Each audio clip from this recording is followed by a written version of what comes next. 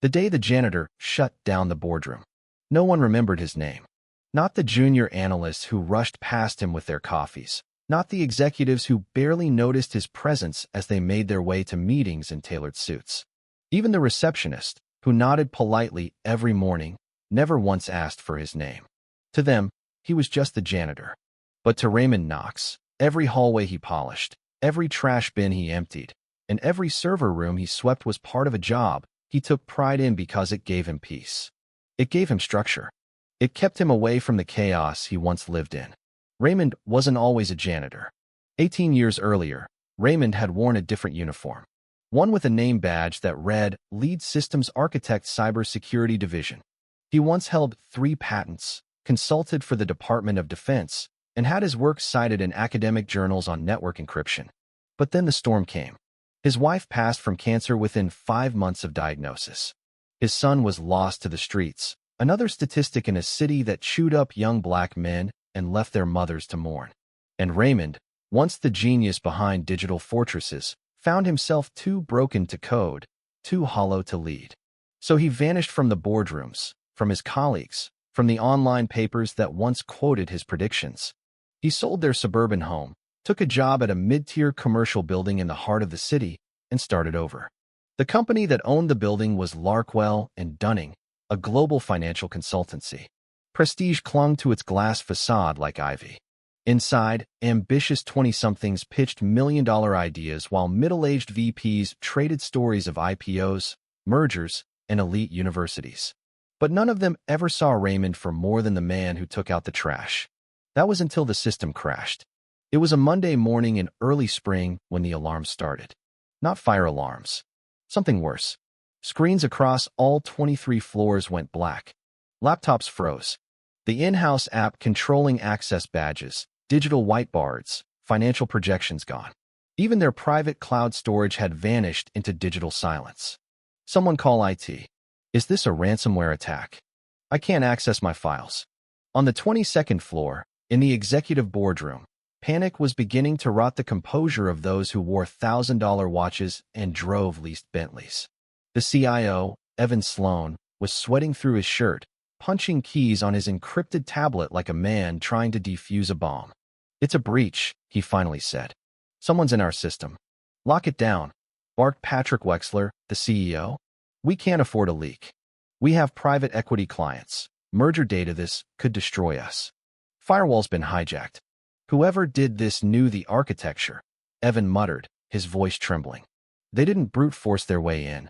They rewrote our root permissions like they had the original encryption keys. That's impossible, said Amelia Brand, chief legal officer. Only you and I have root access. Raymond had just finished mopping the 21st floor corridor when the building manager ran past, phone to ear, face pale. The whole infrastructure is compromised, the manager hissed. If the clients find out, Larkwell and Dunning is dead. Raymond paused, hands tightening around the mop handle. He hadn't felt it in years, this tingling in the back of his neck. The unmistakable scent of binary sabotage. He moved slowly, unassumingly, toward the maintenance terminal hidden in a staff closet on 22. It hadn't been used for anything beyond HVAC resets or lighting overrides. But Raymond had always taken notice of the server bleed from that line. How even the smallest opening could lead to a tunnel. He sat, logged in, and saw it. Someone had created a shadow environment parallel to the company's actual system. A ghost network, one that mimicked every file, every access point. It wasn't just a virus. It was a heist. And the backdoor?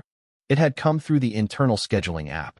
A calendar plugin no one ever updated, running a deprecated Child's Play for someone who knew where to look. Raymond's fingers hovered over the keyboard. He could walk away. Let them burn. They never saw him, never cared to. But then he thought of the receptionist who offered him a smile each morning. Of Marco from accounting, who always said, "Thank you," after Raymond emptied his bin. Of the security guard who shared his lunch when Raymond once forgot his. Not all of them deserved to fall. He began typing. Lines of command like poetry, cascading down the screen as if written by muscle memory. He bypassed the decoy layers, found the core encryption mimic, and deployed a custom script he'd created a decade ago during his military contract days, one he never submitted for patent. one no system had ever learned to defend against. The code sliced through the false network like a scalpel, tracked the IP origin, located the phantom account rerouting permissions, and then he froze it, isolated it, and locked it inside a recursive sandbox, a digital trapdoor that would keep the attacker spinning in a simulation until the end of time.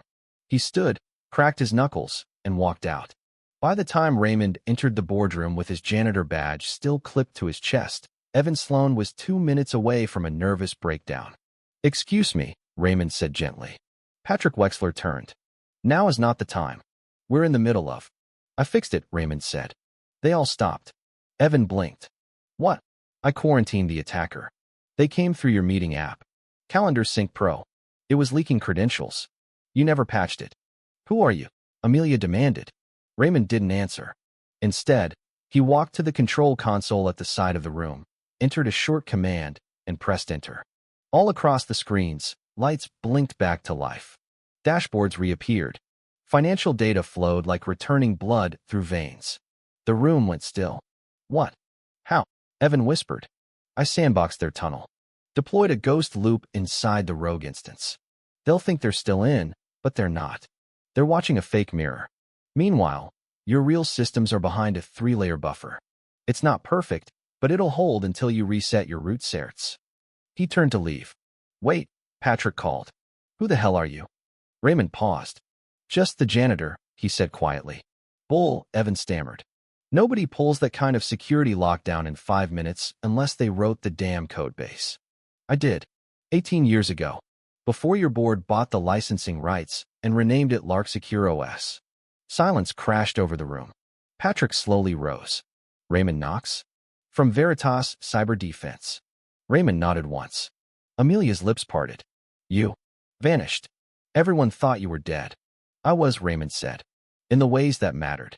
And with that, he turned and walked out. The next morning, Raymond's locker in the basement maintenance room was empty. His resignation note, folded and clipped to the janitor's time log sheet, contained no request for recognition, no forwarding address, just 5 handwritten words. Some jobs deserve quiet exits. But word traveled fast. Within 72 hours, tech blogs were whispering about the janitor hacker. Within a week, the firm's board commissioned an independent investigation. When Raymond's identity was confirmed, offers began flooding in from think tanks, military contractors, tech CEOs who once idolized his early work. None received a reply. It would be nearly a year before anyone saw Raymond again, this time at a small community center on the west side of town, teaching cybersecurity basics to teenagers whose schools had no computers. When asked why, he simply said, "Because the world has too many boardrooms, and not enough people who teach others how to stop them from burning down." And sometimes, just sometimes, someone would recognize him. Not as the janitor, but as the man who saved an empire and walked away without asking for a throne.